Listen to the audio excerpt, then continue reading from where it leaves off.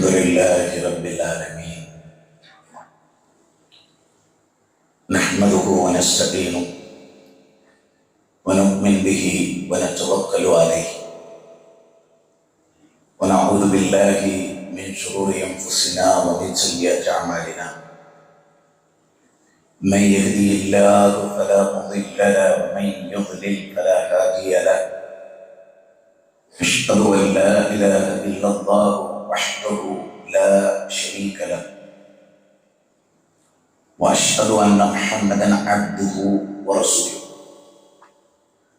أرسله بالهدى ودين الحق ليظهره على الدين كله ولو كره المشركون اللهم صل على محمد وعلى آل محمد كما صليت على إبراهيم وعلى آل إبراهيم إنك حميد مجيد أما بعد فإن خير الحديث كتاب الله وخير السنن سنن محمد صلى الله عليه وسلم وشر الأمور محدثاتها وكل محدثة بدعة وكل بدعة ضلالة وكل ضلالة في النار اتقوا الله عباد الله أوصيكم وإياي أولا بتقوى الله أعوذ بالله من الشيطان الرجيم بسم الله الرحمن الرحيم يا أيها الناس اتقوا ربكم الذي خلقكم من نفس واحدة وخلق منها زوجها وبث منهما رجالا كثيرا ونساء واتقوا الله الذي تساءلون به والأرحام إن الله كان عليكم رقيبا يا أيها الذين آمنوا اتقوا الله حق تقاته ولا تموتن إلا وأنتم مسلمون ഏറെ ബഹുമാനമുള്ള സത്യവിശ്വാസികളെ വിശ്വാസിനികളെ സർവശക്തനായ പരമകാരുണികനായ പ്രതിഫല ദിവസത്തിൻ്റെ ഉടമസ്ഥനായ അല്ലാഹുവിനെ ജീവിതത്തിൻ്റെ രഹസ്യത്തിലും ജീവിതത്തിൻ്റെ പരസ്യത്തിലും അങ്ങേയറ്റം സൂക്ഷിച്ച് ജീവിക്കാൻ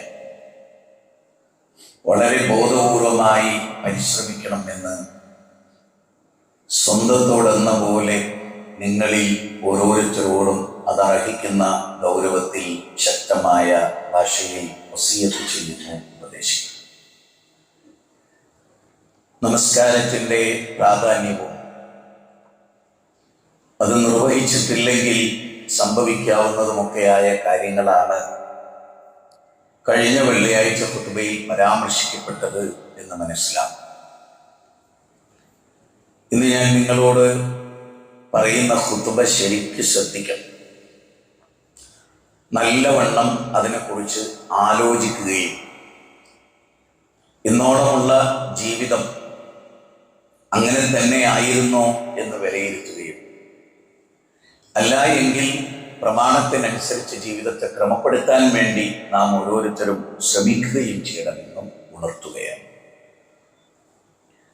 മനുഷ്യകുലത്തെ മൊത്തത്തിൽ നമ്മൾ പരിശോധിച്ചാൽ കൃത്യമായി ജീവിതത്തിന് ലക്ഷ്യമുണ്ട് എന്ന് വിശ്വസിക്കുന്ന ആളുകൾ പരമമായ ലക്ഷ്യത്തെക്കുറിച്ച് സഗൗരവമായി പഠിക്കുകയും മനസ്സിലാക്കുകയും അതിനനുസരിച്ച് ജീവിതത്തെ ക്രമപ്പെടുത്തുകയും ചെയ്യുന്നതാണ്.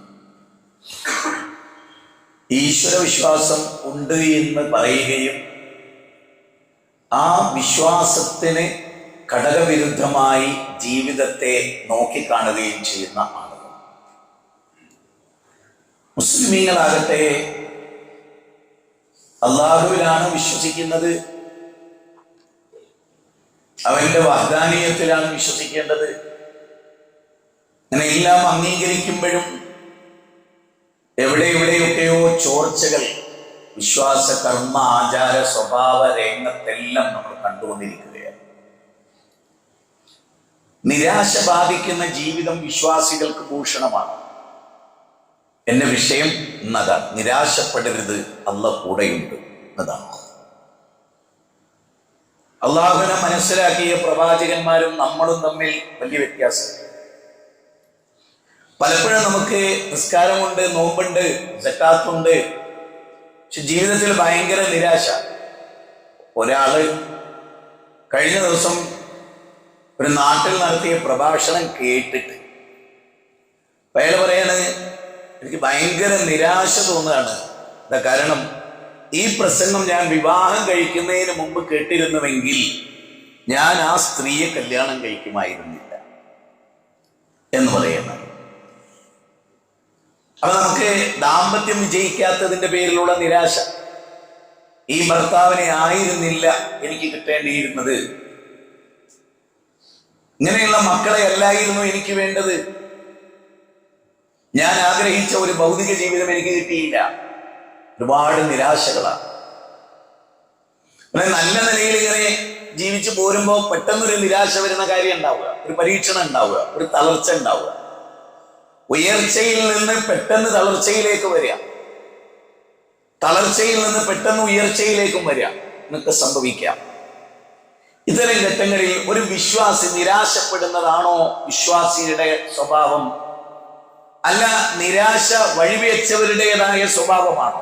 നിരാശ എന്ന് പറയുന്നത്, പ്രതീക്ഷ നഷ്ടപ്പെടുക എന്ന് പറയുന്നത്, ആശ മുറിഞ്ഞു പോവുക എന്ന് പറയുന്നത് ഈമാനുള്ളവരുടെ ലക്ഷണമാണോ? എന്താണ് റഹ്മാനായ റബ്ബ്? 15-ാം അധ്യായം സൂറത്ത് ഹിജ്റിലെ 56-ാമത്തെ വചനം, മഹാനായ ഇബ്രാഹിം നബി അലൈഹിസ്സലാമിന്റെ കഥ. ഇബ്രാഹിം നബിക്ക് കുട്ടി ഉണ്ടാകുന്നു. കാരണം ഏറെ പ്രായമായിട്ടാണല്ലോ ഇബ്രാഹിം നബിക്ക് കുട്ടി ഉണ്ടാവുന്നത്. അപ്പൊ അവിടെ ഭാര്യയുണ്ട്, ഇബ്രാഹിം നബി ഉണ്ട്. ഒരു വിഷയം പറഞ്ഞപ്പോൾ മലക്കുകൾ ചോദിക്കുകയാണ്, അല്ല ഇബ്രാഹിം, നിനക്ക് അള്ളാഹിനെ കുറിച്ച് നിരാശ ഉണ്ടോ? എനിക്കിനി കുട്ടിയൊന്നും ഉണ്ടാവില്ല, ചോദിച്ചാൽ കിട്ടൂല എന്നൊക്കെയുള്ള ഒരു നിരാശ ഉണ്ടോ? അതുണ്ടോ എന്ന് ചോദിച്ചപ്പോ ഇബ്രാഹിം നബി അലൈഹി സ്വലാം പറയുന്ന വാക്ക്, ഖാല വമൻ യഖ്നുതു മിർ റഹ്മത്തി റബ്ബിഹി ഇല്ലല്ലാഹൂൻ. അല്ലാത്തൊരു വാക്ക്.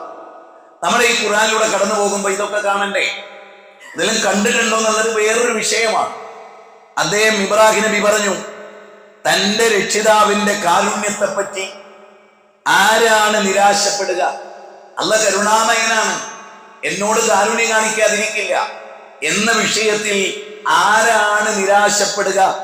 ഇല്ലല്ലാഹൂൻ, വഴിവേച്ചവനല്ലാതെ. അപ്പൊ നിരാശ ആരുടെ സ്വഭാവമാണ്? ഈമാനുള്ളവരുടെ സ്വഭാവമല്ല, വഴിതെറ്റിയവരുടേതാണ്. നിരാശ ഈമാനുള്ള ഒരാൾക്ക് ഉണ്ടാവില്ല.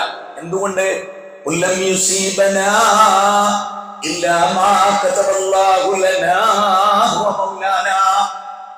എന്റെ ജീവിതത്തിൽ ഉണ്ടാകുന്ന എല്ലാം എന്റെ റബ്ബ് എനിക്ക് വിധി എഴുതിയത്. ഇത്ര കൊല്ലത്തെ ജീവിതം, ആ ജീവിതം അവസാനിക്കുന്നത് വരെ എന്റെ ജീവിതത്തിൽ എന്തെല്ലാം ഖൈറാത്തുകളുണ്ടോ, എന്തെല്ലാം ശർറുകളുണ്ടോ, എല്ലാം എന്റെ നാഥന്റെ കിതാബിൽ എഴുതി വെച്ചിട്ടുണ്ടെന്ന് സൂറത്ത് തൗബ അല്ലാഹ് പറയാണ്, കുല്ലം യുസീബനാ ഇല്ലാ മാ കതബല്ലാഹു ലനാ ഹുവ മൗലാനാ. ശരിക്കും അല്ലാഹയാണല്ലോ നമ്മുടെ മൗല, അല്ലേ?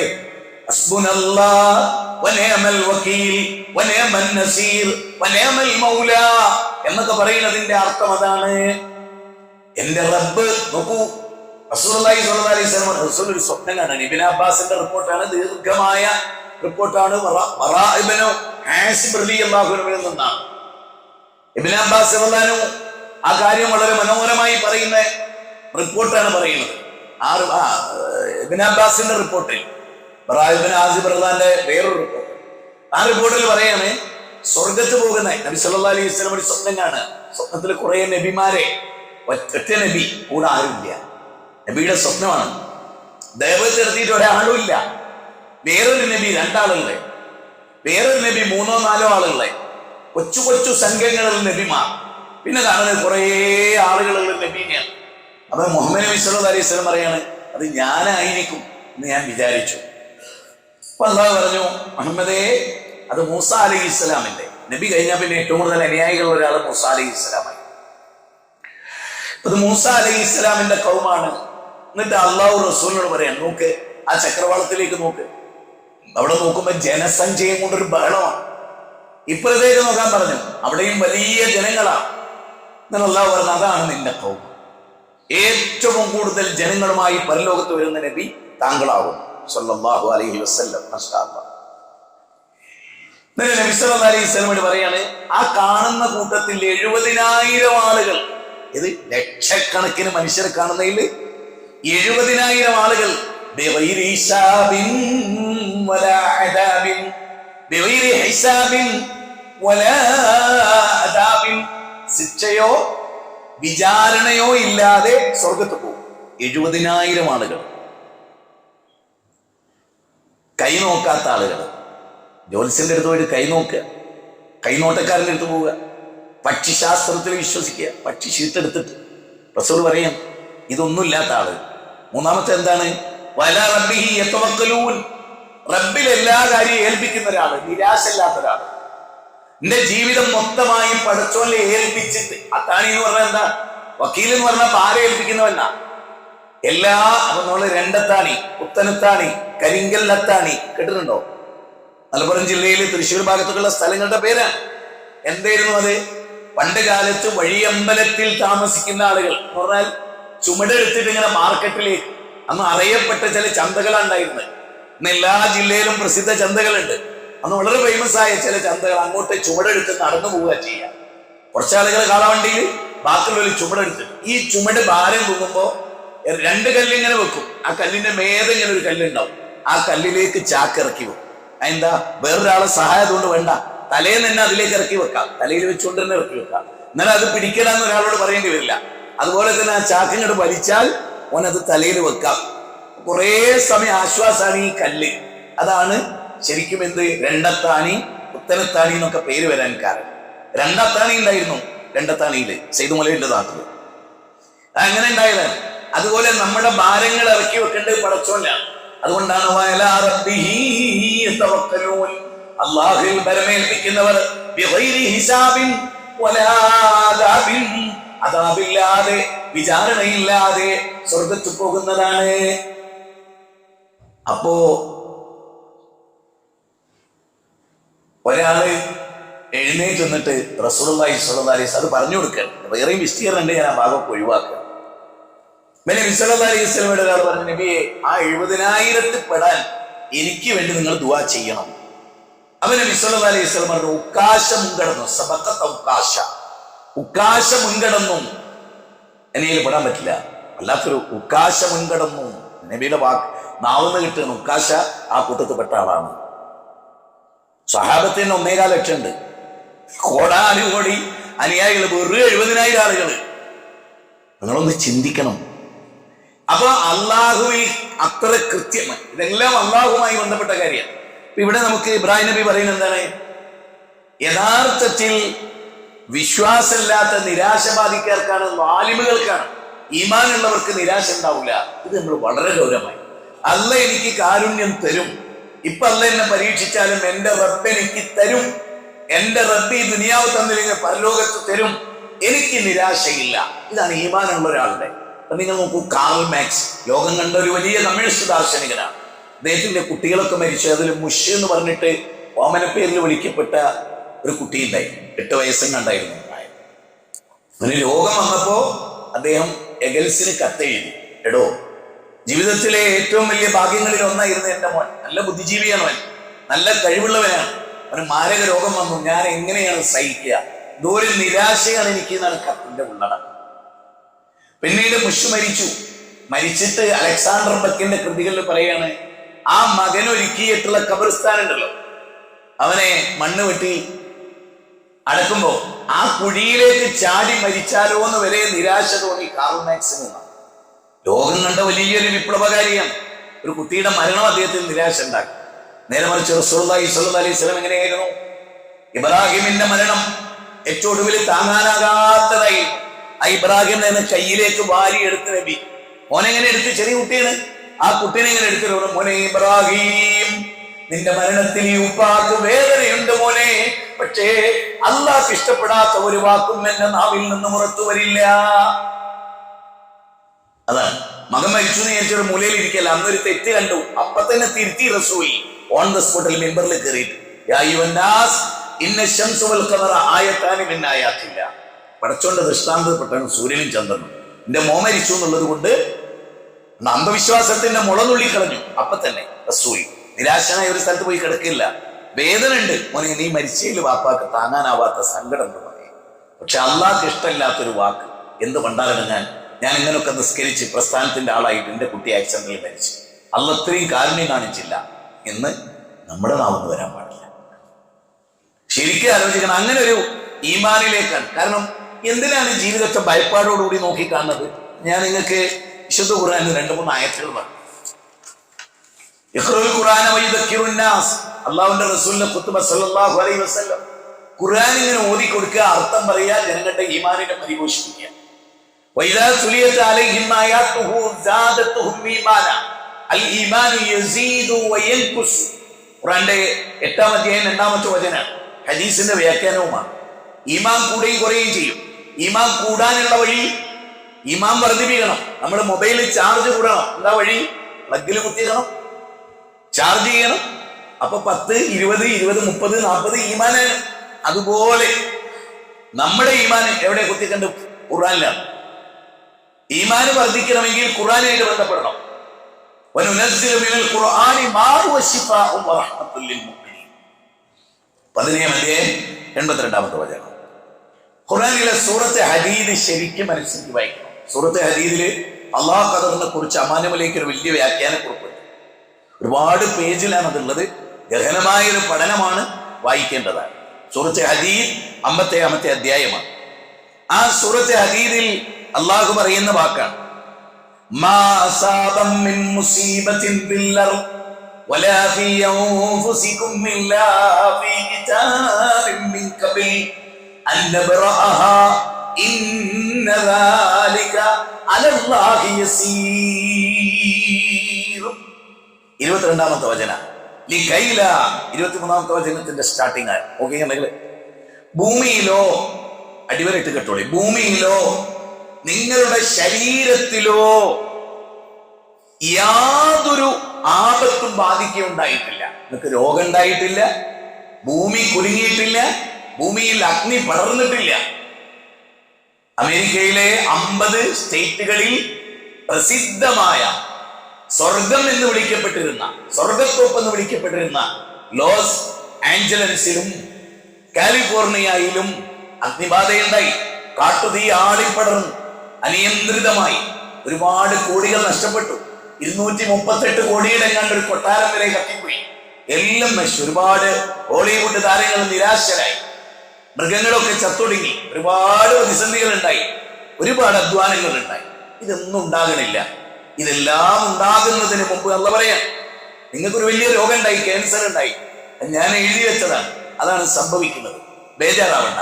അല്ല പറയാം, അങ്ങനെ ഉണ്ടാകുന്നതൊക്കെ ഒരു കിതാബിൽ രേഖപ്പെടുത്തിയിട്ടുണ്ട്. അള്ളാഹ് അത് വളരെ എളുപ്പമുള്ള കാര്യമാണ്. നിങ്ങൾക്ക് എന്താണ് സംഭവിക്കുക? നിങ്ങളുടെ ഭാവി കൃത്യമായിട്ട് അറിയാം.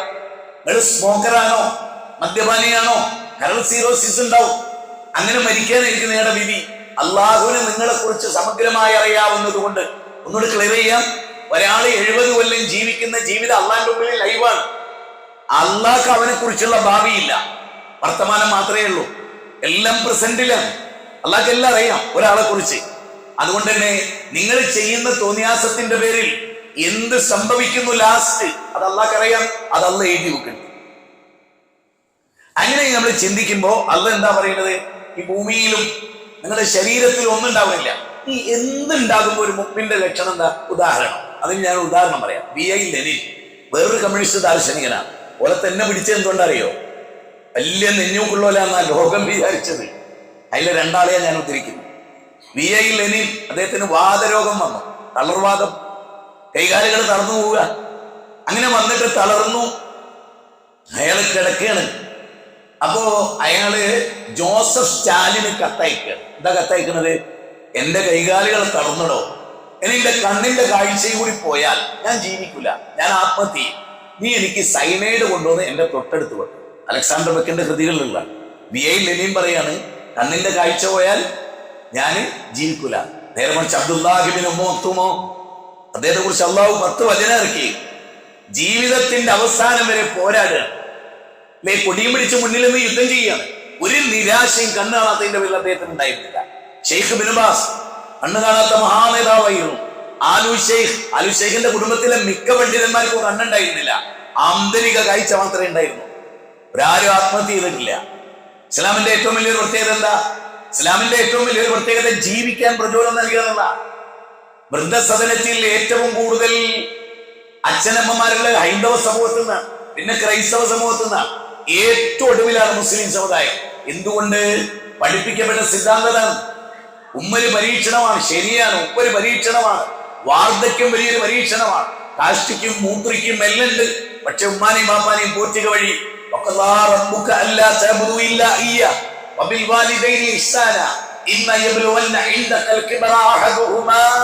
أو كلاهما فلا تقل لهما أف ولا تنهرهما وقل لهما قولا كريما.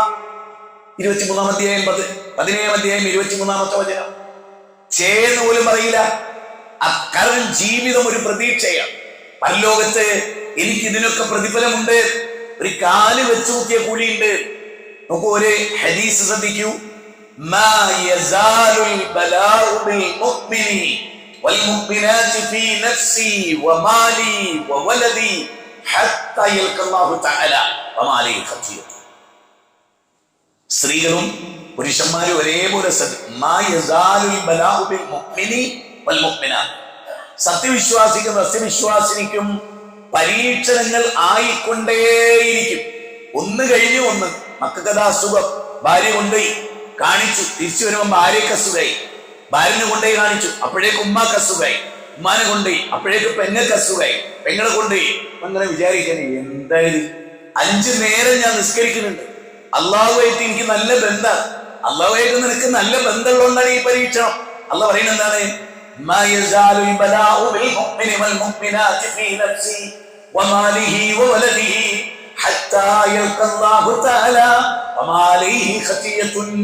ഒരു സത്യവിശ്വാസിനിയാണോ നീ? സത്യവിശ്വാസിനിയാണോ നീ? നിനക്ക് പരീക്ഷണങ്ങൾ തുടർന്നുകൊണ്ടേയിരിക്കും.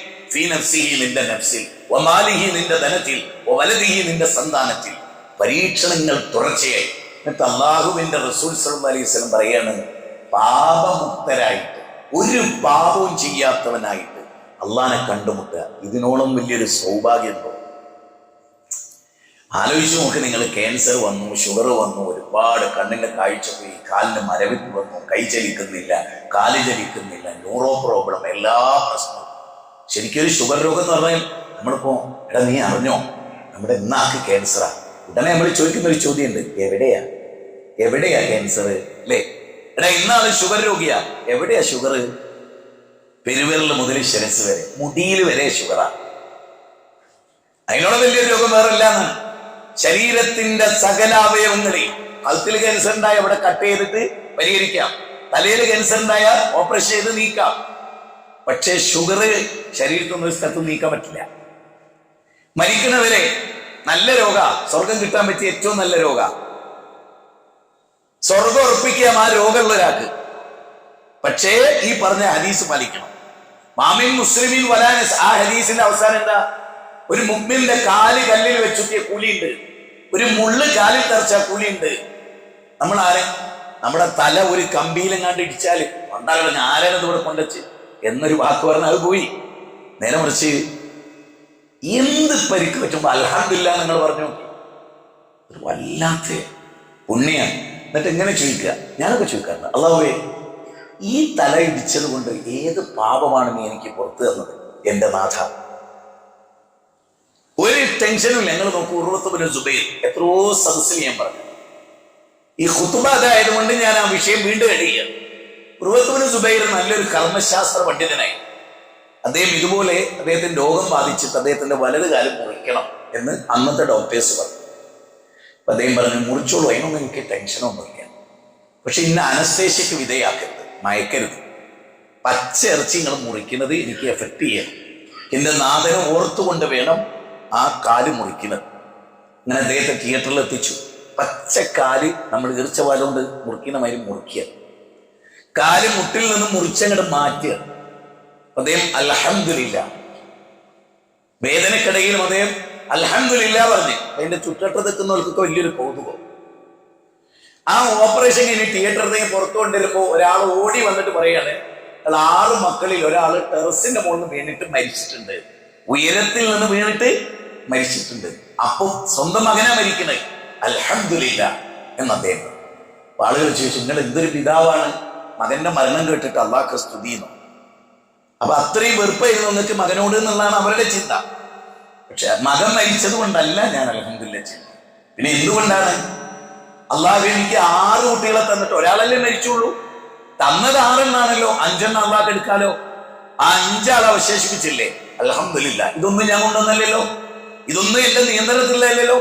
6 കുട്ടികൾ അള്ള തന്നു, അതിലൊരു കുട്ടിനെ എടുത്തിട്ട് അള്ള എന്നെ പരീക്ഷിച്ചു, അൽഹംദുലില്ലാ, ഞാൻ ധന്യനാണ്. രണ്ടാമത് അദ്ദേഹം പറഞ്ഞു, ഞാൻ ആദ്യം പറഞ്ഞ അൽഹംദുലില്ലാ എന്തിനാണെന്നറിയോ? എനിക്ക് അള്ളാഹു 2 കാല് തന്നു, വർഷങ്ങളോളം 2 കാല് എനിക്കുണ്ട്, 2 കയ്യും തന്നു. ഇപ്പൊ അള്ളാഹു 40 കൊല്ലം എന്റെ കൂടെ ഉണ്ടായിരുന്ന ഒരു കാല്, അത് അള്ളാഹു എടുത്തു. അള്ളാഹ്ക്ക് വേണമെങ്കിൽ 2 കാലും 2 കയ്യും എടുക്കാലോ, എന്നെ തന്നെ അള്ളാഹ്ക്ക് തിരിച്ചു വിളിക്കാലോ. അപ്പോ കാലിന്റെ ബാധിയല്ലേ പോയുള്ളൂ, അൽഹംദുലില്ലാ. ഞാൻ ചോദിക്കും, ഇങ്ങനെ ചിന്തിക്കാൻ ജീവിതത്തിൽ കഴിഞ്ഞ എത്ര പേര് ഖുതുബ കേൾക്കുന്നവരുടെ കൂട്ടത്തിലുണ്ട്? ഇതാണ് ഇസ്ലാം. ഇസ്ലാമിനെ അത് കഴിയൂ. ലോകത്തൊരു പ്രത്യയ ശാസ്ത്രത്തിന് അത് കഴിയില്ല. ഞാൻ ഈ KN കുഞ്ഞഹമ്മദ് കമ്മ്യൂണിസ്റ്റ് ദാർശനികനാണ്, ഞാൻ ഇതെല്ലാം ധരിക്കില്ലെങ്കിൽ എനിക്കൊരു ഉദ്ദേശമുണ്ട്. KN കുഞ്ഞഹമ്മദ് പറയാണ്, ഞാൻ KT സൂഫി മാഷയുടെ മകൻ വെള്ളത്തിൽ മുങ്ങി മരിച്ചു. KT സൂഫി മാഷ എഴുത്തുകാരനും പ്രഭാഷകനൊക്കെയാണ്. അദ്ദേഹത്തിന്റെ വീട്ടിൽ പോയി ഞാൻ, KN കുഞ്ഞഹമ്മദ് ജീവിച്ചിരിക്കുന്ന ആളാണ്, അദ്ദേഹത്തിന്റെ ലേഖനം ഞാൻ വായിച്ചിട്ട് അതിൽ നിന്ന് പറയാണ്. അദ്ദേഹം പറയാണ്, ഞാൻ അവിടെ ചെന്നിട്ട് ഞാൻ സൂഫി മാഷോട് എന്താ പറയാ, അള്ളാന്റെ വിധിന്നോ, സ്വർഗത്തിൽ വെച്ച് കാണാന്നോ, സാരല്യാന്നോ, ഇതിനേക്കാൾ കൂടുതൽ കുട്ടികൾ നഷ്ടപ്പെട്ടവർ മുമ്പുണ്ട് എന്നോ, മുഹമ്മദ് നബിക്ക് 6 കുട്ടികൾ മരിച്ചിട്ടുണ്ട്, സാരല്ല, അന്നൊക്കെ ഒരാളല്ലേ മരിച്ചത് എന്നോ, എന്താ ഞാൻ പറയാ? കേൾവിഞ്ഞോ ചോദിക്കണം. അതുകൊണ്ട് എനിക്ക് അധിക സമയം അവിടെ നിൽക്കാൻ കഴിഞ്ഞില്ല. ആശ്വാസത്തിന്റെ വാക്കുകൾ തെരഞ്ഞ് ഞാൻ ബുദ്ധിമുട്ടി. അതാണ് ഒരു കമ്മ്യൂണിസ്റ്റുകാരന്റെ ദുർബലത. ഓൻ എന്ത് പറയുന്നു? ലോകത്തോനെ പോലെ ഒരു ഹതഭാഗ്യം ഒരു കമ്മ്യൂണിസ്റ്റുകാരനെ പോലെ ലോകത്ത് വേറെ ആരെങ്കിലും ഉണ്ടോ? നിങ്ങൾ ചിന്തിക്കുക, നിങ്ങൾ ശരിക്കും ആലോചിക്കുക. നേരെ മറിച്ച് ഇസ്ലാമിന്റെ ഏറ്റവും വലിയ പ്രത്യേകത ഇന്നാ ലില്ലാഹി വ ഇന്നാ ഇലൈഹി റാജിഊൻ. അങ്ങനെയല്ലേ അല്ലാഹ് പറയുന്നത്? എന്താണ്? വലനബലുവന്നകും ബിശൈഇൻ മിനൽ ഖൗഫി വൽ ജൂഇ വനക്സിൻ മിനൽ അംവാലി വൽ അൻഫുസി വസ്സമറാത്ത് വബശ്ശിരിസ് സ്വാബിരീൻ الذين إذا أصابتهم مصيبة قالوا إنا لله وإنا إليه راجعون. സൂറത്ത് ബഖറ 155-156. അതിലെന്താ പറയുന്നത്?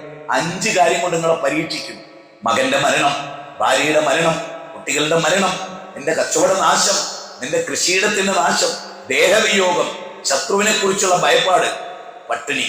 ഈ 5 ഘടകങ്ങളെ കൊണ്ട് നിന്നെ പരീക്ഷിക്കും. അന്നാരാണോ ക്ഷമിക്കുന്നത് അവർക്ക് സന്തോഷ വാർത്ത.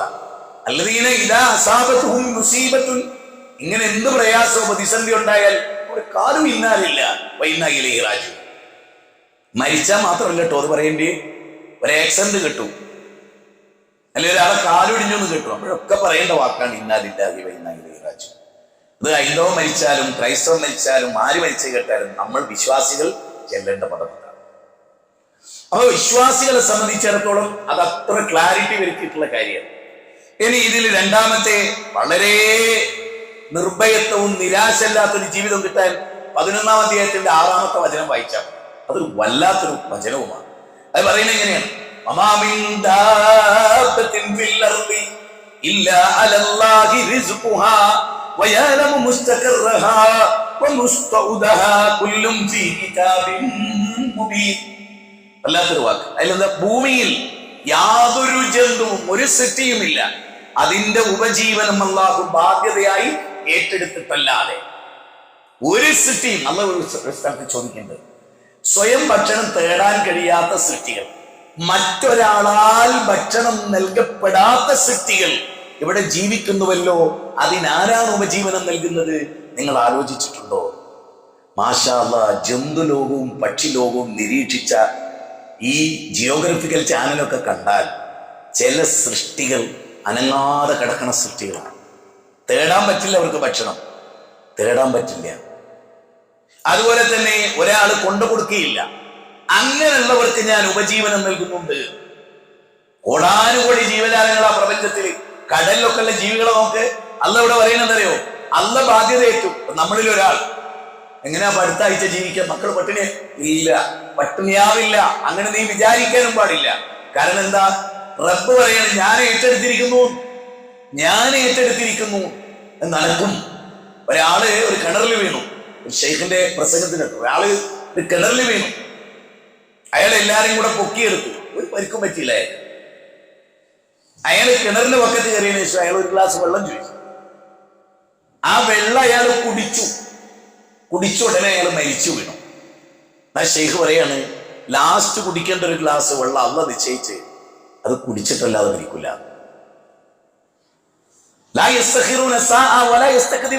നിങ്ങൾ ഒരു മണി ചോറ് ഒരാളെ വീട്ടിൽ കയറി ഉച്ചക്ക് കഴിക്കാൻ അള്ളാഹ് തീരുമാനിച്ചാൽ ആ വീട്ടിൽ നിങ്ങൾ പോകും. ആ ചോറ് നിങ്ങൾ കഴിക്കും. അത് കഴിച്ചിട്ടാണ് നിങ്ങളുടെ മരണമെങ്കിൽ അത് നടക്കും ചെയ്യും.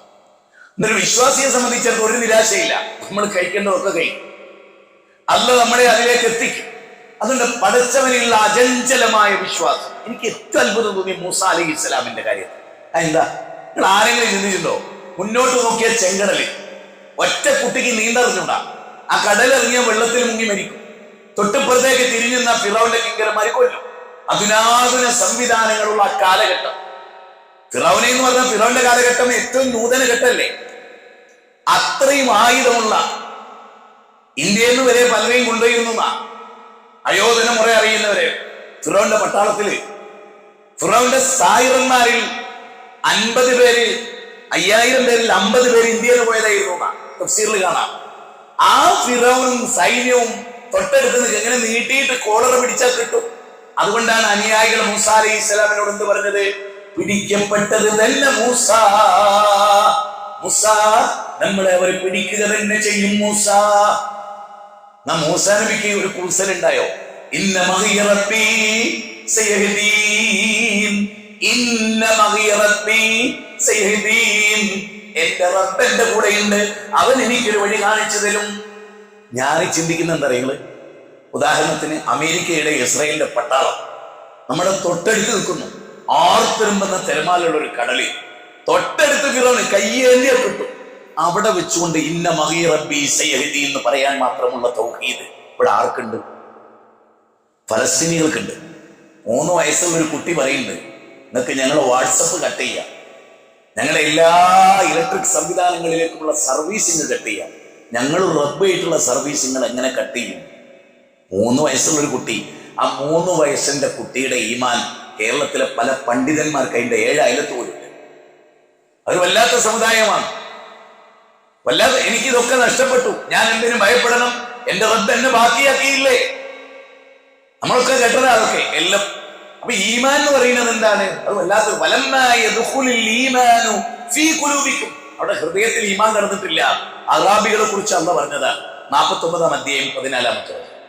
ഇവിടെ നമ്മുടെ ഹൃദയത്തിൽ ഈമാൻ കേറണം. അത് നമ്മുടെ ബാധ്യതയാണ്. സർവശക്തനായ അള്ളാഹു അനുഗ്രഹിക്കുമാറാകട്ടെ.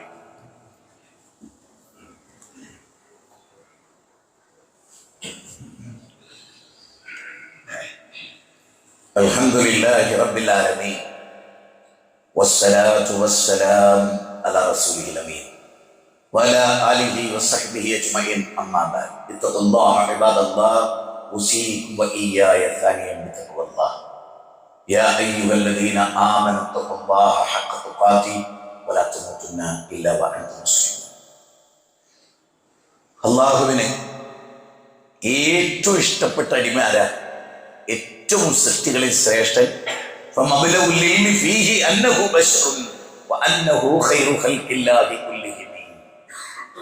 ഇമാം ബുസ്സീരിയുടെ ബുർദ അദ്ദേഹം ആശയം അവസാനിപ്പിക്കുന്ന അങ്ങനെയാണ്.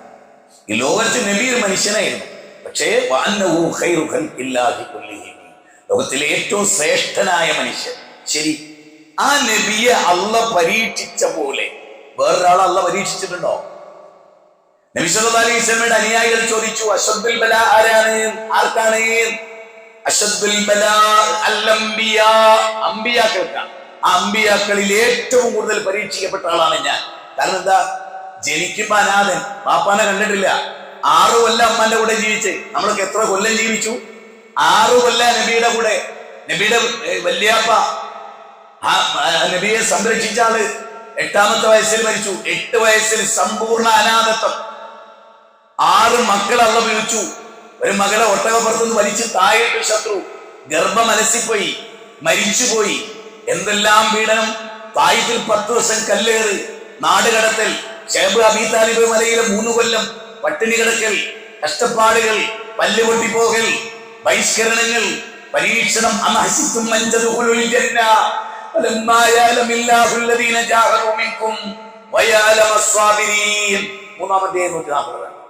നിങ്ങളെ പരീക്ഷിക്കാതെ ആരാണ് ത്യാഗം അനുഭവിക്കുന്നത്, ആരാണ് ക്ഷമിക്കുന്നത് എന്ന് പരീക്ഷിക്കാതെ സ്വർഗത്തിലേക്ക് എളുപ്പത്തിൽ കടക്കാൻ കഴിയില്ല.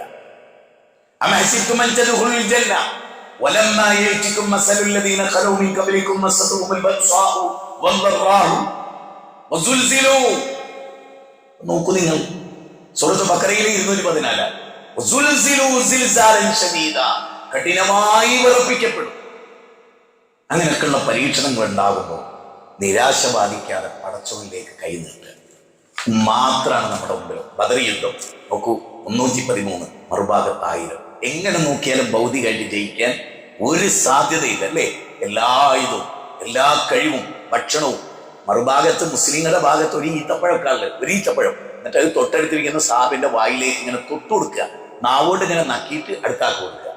അങ്ങനെ പട്ടിണി കിടന്ന് യുദ്ധം ചെയ്തു. അപ്പൊ റസൂൽ കൈ ഉയർത്തി പറയുന്ന ഒരു വാചകം, അല്ലാഹുവേ, ഈ ന്യൂനപക്ഷം നശിപ്പിക്കപ്പെട്ടാൽ പിന്നെ ഈ ഭൂമുഖത്ത് നിന്നെ മാത്രം വിളിച്ചു ദുആ ചെയ്യുന്നൊരു കൗമ് ഒരിക്കലും ഉണ്ടാവില്ല റബ്ബേ. ആ പ്രാർത്ഥനയാണ് അള്ള കേട്ട് 8-ാം അധ്യായം 9. ഏത് ഘട്ടത്തിലും പടച്ചോനോട് നമുക്ക് രാത്രിയുടെ ഇരുട്ട്, കാർമേഘത്തിന്റെ ഇരുട്ട്, കടലിന്റെ ഉപരിതലത്തിലെ ഇരുട്ട്, ആഴക്കടലിന്റെ ഇരുട്ട്, മത്സ്യത്തിന്റെ വയറ്റാകുന്ന ഇരുട്ട്, 5 ഇരുട്ടറകൾക്കുള്ളിലായിരുന്നു യൂനുസ് നബി ലാ ഇലാഹ ഇല്ലാ അൻത സുബ്ഹാനക ഇന്നി കുന്തു മിനൽ ളാലിമീൻ. ഈ ആയത്തിനെ പറ്റി പറയുന്നത് അറിയും, ഈ പ്രാർത്ഥന പ്രാർത്ഥിച്ചാൽ നിങ്ങൾക്ക് എന്ത് പ്രതിസന്ധി ഉണ്ടോ അത് ദൂലീകരിക്കപ്പെടും എന്ന് ഉറപ്പ് തന്നിരിക്കുന്നു റസൂൽ സല്ലല്ലാഹു അലൈഹി വസല്ലം. സൂറത്ത് 21-ാം അധ്യായത്തിലെ 78-ാമത്തെ വചനായത്. അപ്പൊ ലാ ഇലാഹ ഇല്ലാ അൻത സുബ്ഹാനക ഇന്നി കുന്തു മിനൽ ളാലിമീൻ എന്ന് പ്രാർത്ഥിക്കുക. ജീവിതത്തിന്റെ ഒരു പ്രതിസന്ധി ഘട്ടത്തിൽ അവരാരും ഒരു സൃഷ്ടിയിലേക്കും കൈ നീട്ടിയില്ല. ഇൻഷാ അല്ലാഹ് ഇന്നത്തെ നമ്മുടെ പബ്ലിക് പ്രോഗ്രാമിൽ തൗഹീദിന്റെ, അനന്തമായ തൗഹീദിന്റെ, അചഞ്ചലമായ തൗഹീദിന്റെ, അതിന്റെ മേന്മയെക്കുറിച്ചും അതിന്റെ പ്രത്യേകതയെക്കുറിച്ചും ശിർക്കിന്റെ അപകടത്തെക്കുറിച്ചും ഒക്കെ നമ്മൾ ഇന്ന് പൊതുസമ്മേളനത്തിൽ, തസ്ഫിയ സമ്മേളനത്തിൽ നമ്മൾ ക്ലാസ് എടുക്കുന്നുണ്ട്. എല്ലാവരും അത് മനസ്സിൽ വെക്കുക, അതിന്റെ വിജയത്തിന് വേണ്ടി ദുആ ചെയ്യുക. ഒരു അപേക്ഷയാണുള്ളത്, നന്നായിട്ട് ഖുർആൻ വായിക്കുക, പഠിക്കുക, നിരാശപ്പെടാതിരിക്കുക. അള്ള കൂടെയുണ്ട് എന്ന് ഉറപ്പിക്കുക. അള്ള കൂടെയുള്ള ഒരാളെയും തോൽക്കുക. അല്ലാഹുമ്മ ലാ മാനിഅ ലിമാ അഅതൈത വലാ മുഅതിയ ലിമാ മനഅത. അല്ലാഹ്, നീ തടഞ്ഞത് നൽകാൻ ഒരാളില്ല, നീ നൽകിയത് തടയാൻ ഒരാൾക്കും കഴിയില്ല എന്ന് നിസ്കാരത്തിൽ സ്ഥിരം നമ്മൾ പറയുന്നതാണ്. ആ ബോധ്യത്തിലേക്ക് നമ്മൾ വളരണം. സർവശക്തനായ അല്ലാഹു അതിനുള്ള തൗഫീക്ക് നമുക്ക് നൽകി അനുഗ്രഹിക്കുമാറാകട്ടെ. എല്ലാ തിന്മകളിലും അല്ലാഹു നമ്മെ കാത്തു രക്ഷിക്കുമാറാകട്ടെ. നാളെ മഹ്ശറിൽ എരിപൊരു കൊള്ളുന്ന വെയിലത്ത് അർശിന്റെ തണം നൽകി അല്ലാഹു നമ്മെ അനുഗ്രഹിക്കുമാറാകട്ടെ. ഫലസ്തീനിലെ ആളുകൾക്ക് അല്ലാഹു സമാധാനം നൽകട്ടെ. ലോകത്തിന്റെ അഷ്ടദിക്കുകളിൽ പ്രയാസം അനുഭവിക്കുന്നവർക്ക് അല്ലാഹു സമാധാനം നൽകട്ടെ. ലോസ് ആഞ്ചലസിലും കാലിഫോർണിയയിലും ഒരുപാട് നിരപരാധികൾക്ക് പ്രതിസന്ധികൾ നേരിട്ടിട്ടുണ്ട്. അവരൊക്കെ അല്ലാഹു രക്ഷപ്പെടുത്തുമാറാകട്ടെ. എല്ലാ നിലക്കും നമുക്ക് ഈമാനും ഹിദായത്തും ഇഖ്ലാസും എല്ലാം അല്ലാഹു നൽകുമാറാകട്ടെ. അന്ധവിശ്വാസം അല്ലാഹു നമുക്ക് രക്ഷ നൽകുമാറാകട്ടെ. വിദേഹത്തിന്റെ ഗൗരവം ഓർത്ത് സുന്നത്തിനെ മുറുകെ പിടിക്കുന്നവരുടെ കൂട്ടത്തിൽ അല്ലാഹു നമ്മെ ഒളിച്ചേർത്ത് അനുഗ്രഹിക്കുമാറാകട്ടെ. اللهم اغفر للمؤمنين والمؤمنات والمسلمين والمسلمات الأحياء منهم والأموات. ربنا هب لنا من أزواجنا وذرياتنا قرة أعين واجعلنا للمتقين إماما. ربنا لا تزغ قلوبنا بعد إذ هديتنا وهب لنا من لدنك رحمة إنك أنت الوهاب. اللهم يا مقلب القلوب ثبت قلوبنا على دينك. ربنا آتنا في الدنيا حسنة وفي الآخرة حسنة وقنا عذاب النار. وصلى الله وسلم على نبينا محمد وآله وصحبه أجمعين والحمد لله رب العالمين.